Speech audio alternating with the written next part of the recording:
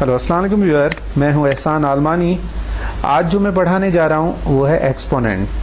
Topic start करने से पहले मैं आप सबको ये कहूँगा कि मेरा चैनल सब्सक्राइब करें, लाइक करें और उसके साथ साथ बेल आइकन को प्रेस कर दें ताकि जो मेरी न्यू वीडियो आए वो आसानी से आप लोगों तक पहुँच सकें। चलें टॉपिक की तरफ चलते हैं। सबसे पहले हम एक्सपोनेंशियल नोटेशन पे बात करते हैं। If a is a real number and n is a positive integers, then a power n equal to a multiply a multiply a। और n क्या है? n एक एज अ फैक्टर है, मतलब a के जितना भी मतलब उसका जो पावर होगा उतनी टाइम हम उस बेस को मल्टीप्लाई करेंगे n factors.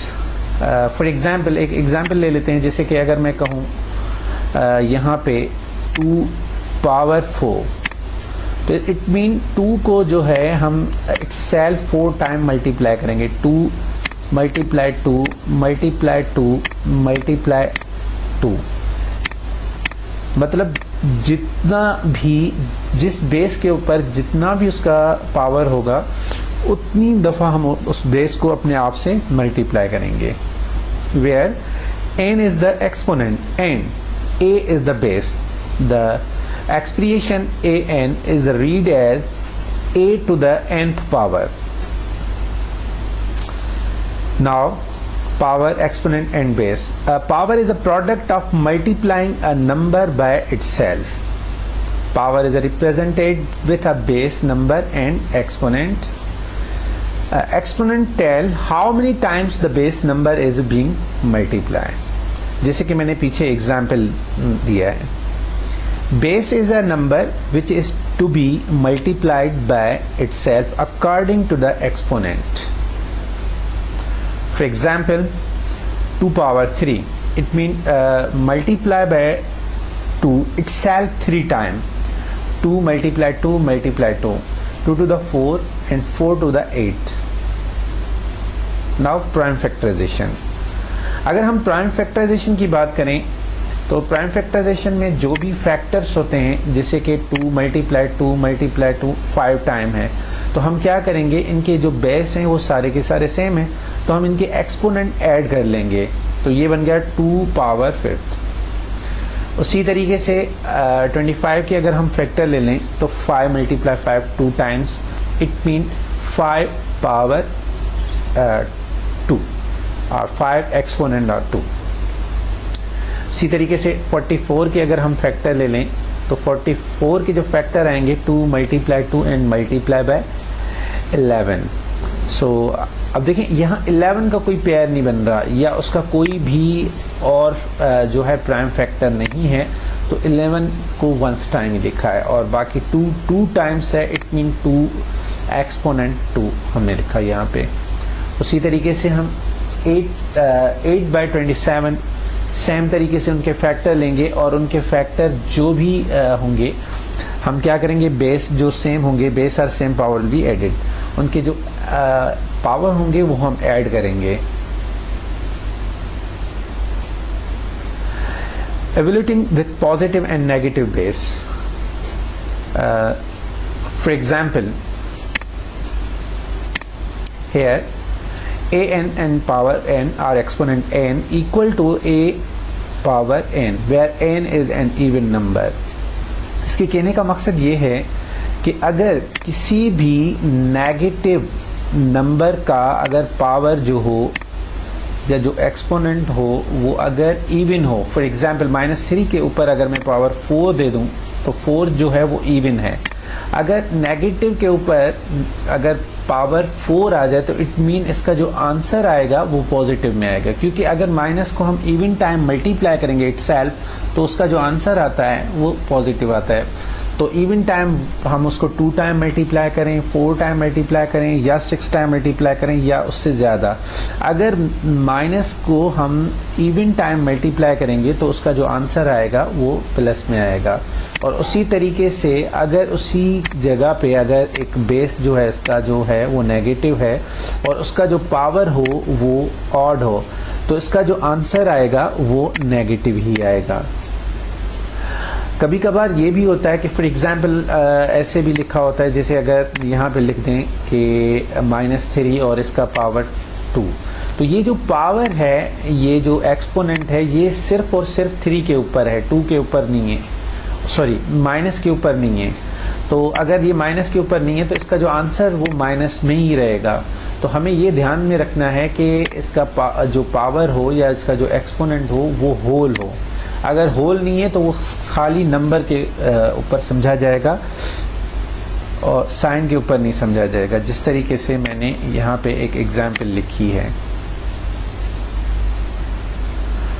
Now another example, -4 whole power 2, then sign should be positive, because अगर माइनस को 2 टाइम अपने आप से मल्टीप्लाई करेंगे तो माइनस इंटू माइनस प्लस बन जाएगी, और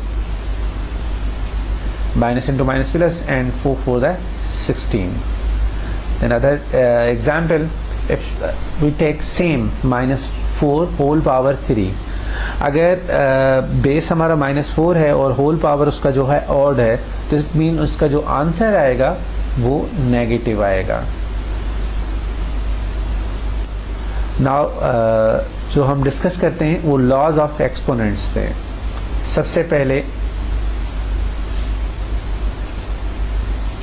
हम law of product of power पे बात करते हैं। If A B belongs to real number and X Y belongs to positive integers, then A X multiply A Y is equal to A and X plus Y. जिस तरीके से हम पहले भी एग्जाम्पल में आप लोगों को प्राइम फैक्टराइजेशन में दे चुका हूं कि अगर बेस इनके सेम हो तो हम क्या करते हैं, उनके पावर ऐड करते हैं, जिसको हम एक्सपोनेंट फॉर्म में भी लिखते हैं। जैसे कि मैंने आप लोगों को एग्जाम्पल भी दी कि अगर मैं 2 को इटसेल्फ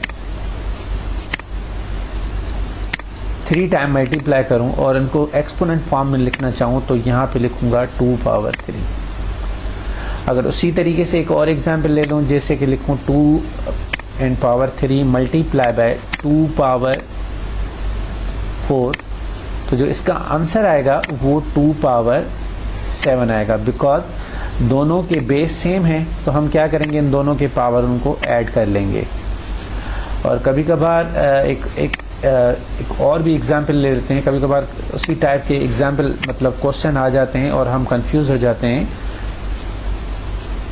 फॉर एग्जाम्पल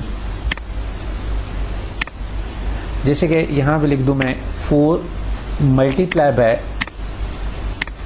2 पावर 3। अगर मैं इसको एक्सपोनेंट फॉर्म में लिखना चाहूँ तो सबसे पहले क्या करूँगा, मैं इस 4 के फैक्टर ले लूँगा, प्राइम फैक्टर। अगर 4 के प्राइम फैक्टर ले लूँ तो 2 मल्टीप्लाई 2 और ये आएगा 2 पावर 3 जो ऑलरेडी है। अगर इसको मैं सॉल्व करूँ तो यहाँ पे जो आएगा वो 2 पावर 2 आएगा और उसी तरीके से 2 पावर 3।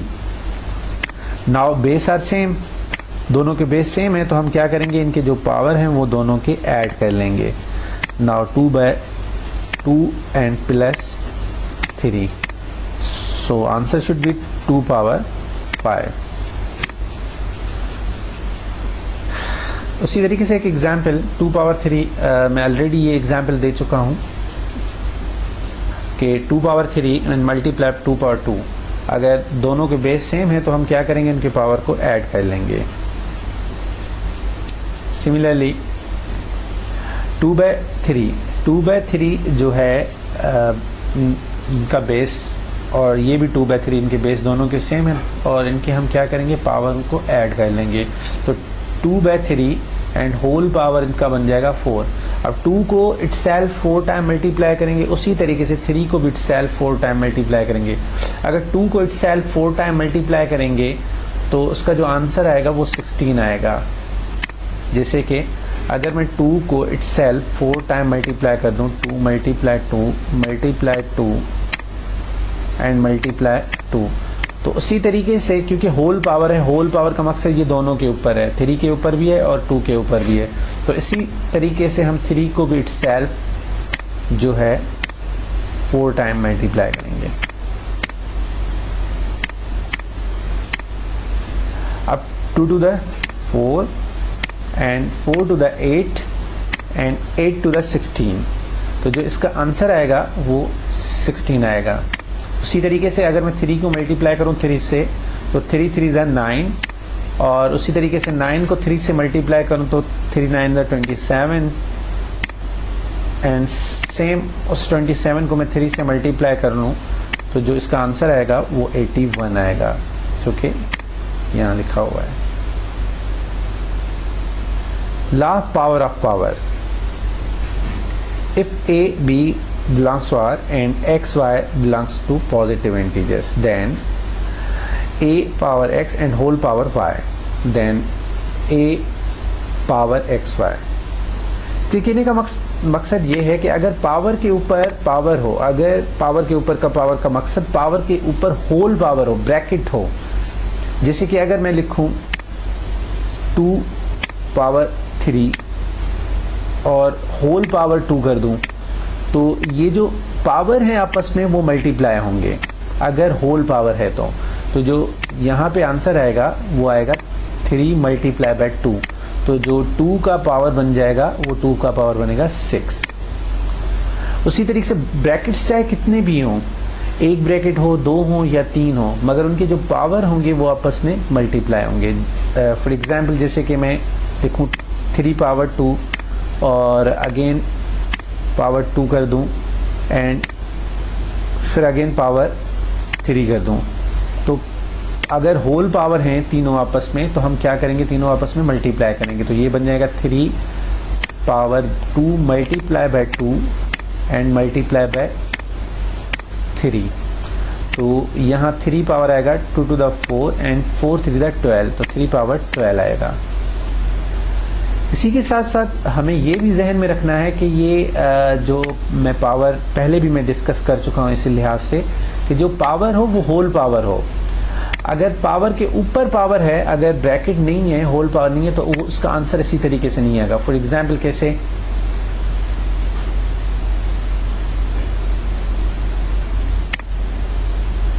ओके, फॉर एग्जाम्पल अगर मैं यहां पे लिख दूं 2 पावर 3 देन पावर 3, यहाँ होल ब्रैकेट नहीं है, होल पावर नहीं है, यहाँ 2 के ऊपर पावर 3 है, अगेन 3 के ऊपर पावर 2 है, तो हम इस कंडीशन में इन दोनों को हम यहाँ पे मल्टीप्लाई नहीं करेंगे, हम यहाँ पे अगेन वही एक्सपोनेंट रूल यूज करेंगे कि 2 है तो यहाँ 3 का पावर, मतलब जो 3 के ऊपर जो इसका एक्सपोनेंट है वो 2 है, तो इट मीन 3 को 2 से नहीं बल्कि 3 को इटसेल्फ 2 टाइम मल्टीप्लाई करेंगे, जैसे कि 3 मल्टीप्लाई बाय 3। तो उमूमन अक्सर स्टूडेंट इसी तरीके की गलती कर लेते हैं, तो हमें ये जहन में रखना है कि पावर के अगर पावर के ऊपर होल पावर है तो उनको मल्टीप्लाई करेंगे, अगर पावर के ऊपर पावर है तो उसका हम एक्सपोनेंट के पैटर्न पे, पावर के पैटर्न पे सॉल्व करेंगे, जिस तरीके से इसको सॉल्व किया है। तो 3 मल्टीप्लाई 3, तो इसका जो पावर बनेगा वो 2 पावर 9 बनेगा। एक और एग्जाम्पल ले लेते हैं, जैसे कि यहाँ पे लिखूं यहाँ 2 और यहाँ इसका जो पावर है वो 3 है, तो इसका मकसद ये है कि 4 के ऊपर पावर 2 है और अगेन 2 के ऊपर पावर 3 है, तो इट मीन 2 को इटसेल्फ 3 टाइम मल्टीप्लाई करना है हमें, 2 को 3 से नहीं बल्कि 2 को इटसेल्फ 3 टाइम मल्टीप्लाई करना है, मल्टीप्लाई 2, तो जो इसका आंसर बनेगा वो 4 पावर 8 बनेगा। इसी तरीके से एक और एग्जाम्पल, जिससे कि 2 पावर 3 एंड होल पावर 2 है, तो हम क्या करेंगे, इनको मल्टीप्लाई करेंगे, 3 to the 6 and 2 power 6 it mean 64। उसी तरीके से again 3 by 4 power 2 and whole power 3, then multiply power with power, 2 multiply 3 by 4 whole power 6, it mean multiply by 3 6 time itself and similarly multiply by 4 itself 6 times. So answer should be 729 upon 4096. Law of power of a product. The product of the same exponent with same or different bases is equal to the power of a product of them. It is called as the power of product rule. For example, a multiply b and whole power n, then a power n multiply b power n. कहने का मकसद है अगर हमारे base different हैं and power जो हो वो सेम हो तो हम उनको इस तरीके से भी लिख सकते हैं. फॉर एग्जाम्पल एक एग्जाम्पल लेते हैं, जैसे कि अगर मैं लिखूं 2 multiply by 5 and whole power 3 कर दूं, तो इसका मकसद ये है कि ये जो पावर है ये 2 के ऊपर भी है और सेम ये 5 के ऊपर भी है. तो हम इस कंडीशन को इसमें लिखें या इसी तरीके को हम इस तरीके में लिखें, एक ही बात होती है. तो इसको कहते हैं हम law of power of product. जैसे कि a multiply b multiply c whole power n. तो इट मीन अगर आपके ब्रैकेट के अंदर जितने भी टर्म हैं, जितने भी वेरिएबल हों, चाहे जितने भी नंबर हो, होल पावर है तो इट मीन सबके ऊपर ये पावर होगा. 3 पावर 2 मल्टीप्लाई 2 पावर 2. अब देखें यहाँ इन दोनों के बेस डिफरेंट हैं मगर दोनों के पावर सेम है, तो हम इनको क्या करेंगे, दोनों के बेस एक ब्रैकेट में लिख के होल पावर 2 कर सकते हैं हम.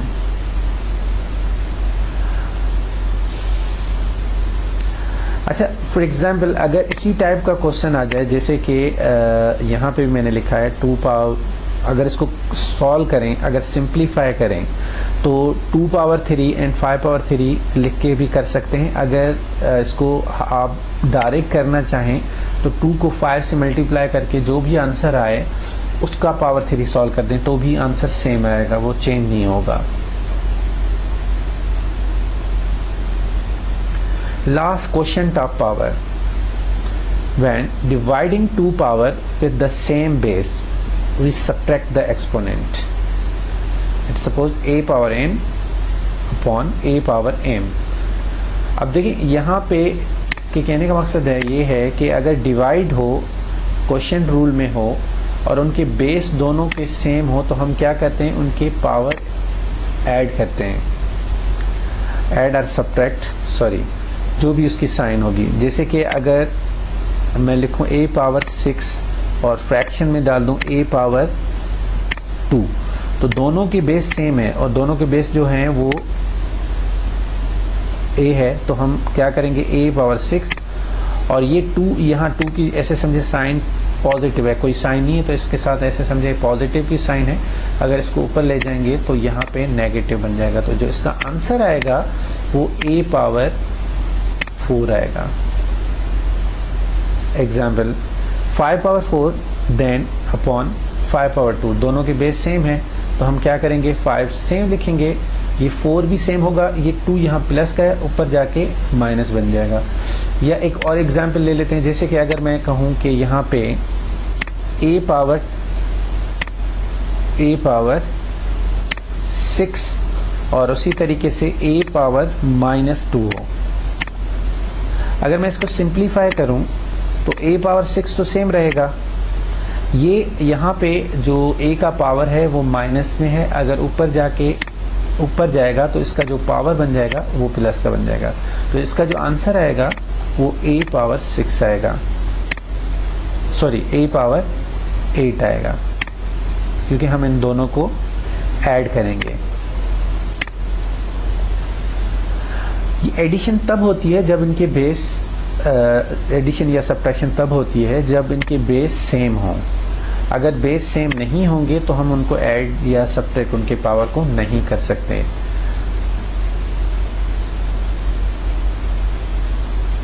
Another example,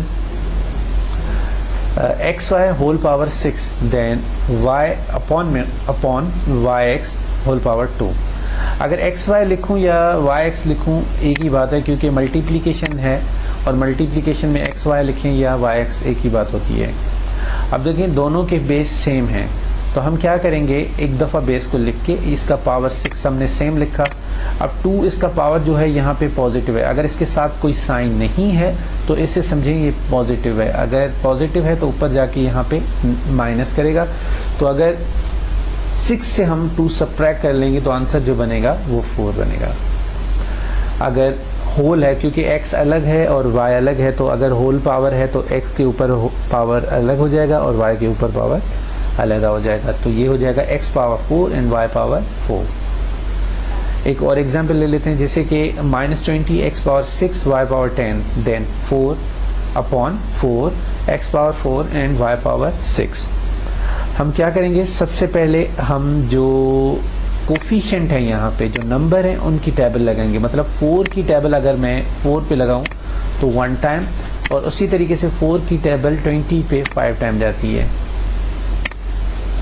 सेम लिखा। और उसी तरीके से हमने क्या किया, ये इनके दोनों के बेस सेम है, ये x पावर 6 है और ये x पावर 4 है, तो हमने x पावर 6 लिखा और ये 4 पॉजिटिव है, ऊपर जाके नेगेटिव बनेगा। और उसी तरीके से y के लिहाज से भी करेंगे तो y पावर 10 और यहाँ y पावर 6 है, तो ऊपर जाके इसका जो पावर होगा वो नेगेटिव होगा। तो इसका जो आंसर बनेगा वो -5x² and y power 4। Another example, सबसे पहले हमें क्या देखना है, हमें देखना है कि इसका जो कोफिशिएंट अगर टेबल जा रही है यहाँ पे तो ठीक है, अदरवाइज हमें उसको छोड़ देना है। यहाँ फॉर एग्जांपल ऐसे भी कभी कभार आ जाता है, जैसे कि 4x पावर 6 y पावर 6 और इसके फ्रैक्शन में होता है 3x पावर 10 y पावर 2। तो इस कंडीशन में देखें 4 और 3 पे कोई टेबल नहीं जा रही। और दूसरी बात यह है कि अगर मैं x की बात करूं तो x के लिहाज से ऊपर इसका पावर 6 है और नीचे इसका 10 है, तो 10 प्लस का है, ऊपर जाके ये नेगेटिव बन जाएगा। और सिमिलरली y पावर 6 है और यहाँ -2, और इसकी जो फ्रैक्शन में रहेगा वो 3 रहेगा। क्यों? क्योंकि 3 और 4 पे कोई भी टेबल नहीं जा रही है। इसको इस तरीके से लिखें या अलग करके लिखें 4/3, और जैसे कि ऐसे लिख दूं 4/3 और x 6 - 10 एंड y 6 - 2, तो भी एक ही बात है। अब अगर इसको मैं फर्दर सॉल्व करूंगा तो यहाँ पे जो आंसर आएगा वो 4/3 और यहाँ x का जो पावर आएगा वो -4 आएगा, क्योंकि यहाँ माइनस की वैल्यू ज़्यादा है, और यहाँ y की जो वैल्यू आएगी वो 4 आएगी। अगर इसको x की वैल्यू को हमें पॉजिटिव करना होगा तो हम क्या करेंगे, इसको रेसिप्रोकल करेंगे। रेसिप्रोकल का मकसद ये है 4 और ये y पावर 4 यहाँ पे रहेगा और ये फ्रैक्शन में आ जाएगा 3x पावर 4, अगर हमें वेरिएबल का पावर पॉजिटिव करना है तो। क्योंकि इसका पावर अगर ऊपर नेगेटिव है तो नीचे जाके वो पॉजिटिव बनेगा, जिस तरीके से हम पहले वाले क्वेश्चन कर रहे हैं। जैसे कि यहाँ 2 पॉजिटिव था तो यहाँ जाके क्या बना, नेगेटिव बना। अगर इसी को मैं नीचे ले आऊँ तो सेम उसी तरीके से यहाँ पे क्या होगा, ये पॉजिटिव बन जाएगा। अब यहाँ पे m + n एक ऐसे समझो एक ही टर्म है, ये पूरी की पूरी एक ही वैल्यू है और इसके ऊपर पावर 6 है। उसी तरीके से ये m + n है और इसका पावर 5 है। तो सेम पैटर्न हम यूज़ करेंगे 6 - 5, और इसी तरीके से p - l। तो p - l और p - l इन दोनों के बेस सेम है, तो 10 - 7। तो जो इसका आंसर आएगा वो 4 bracket m + n and p - l whole power 3। क्योंकि यहाँ 6 से अगर मैं 5 को सब्ट्रैक्ट कर लूँ तो 1 यहाँ पे समझा जाता है, लिखा नहीं जाता।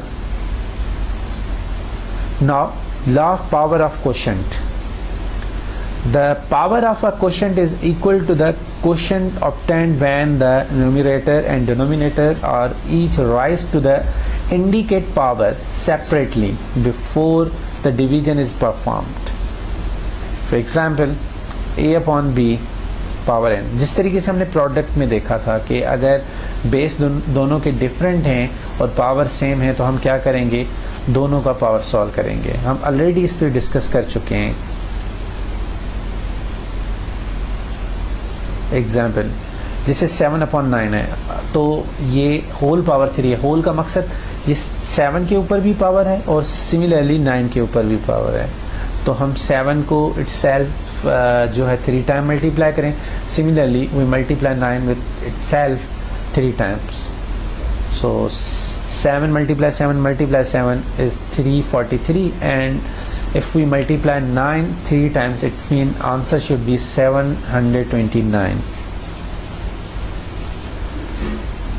ये ऑलरेडी मैं डिस्कस कर चुका हूँ पीछे वाली स्लाइड में कि अगर कोई पावर नेगेटिव है तो उसको पॉजिटिव करने के लिए हम क्या करते हैं, उसके वैल्यू को हम रेसिप्रोकल करते हैं। फॉर एग्जांपल अगर यहाँ पे 2 का पावर नेगेटिव है, अगर इसको मुझे सॉल्व करना है और पॉजिटिव करना है तो ऐसे समझिए 2 के अपॉन में 1 समझा जाता है। तो हम क्या करेंगे, इस बेस को रेसिप्रोकल करेंगे। अगर ये बेस रेसिप्रोकल हो जाएगा तो जो इसका पावर है वो पॉजिटिव हो जाएगा, तो 1/2 और इसका जो पावर बनेगा वो 2 पॉजिटिव बन जाएगा। इसी तरीके से ये a/b एक बेस है और इसका पावर जो है यहाँ पे नेगेटिव है।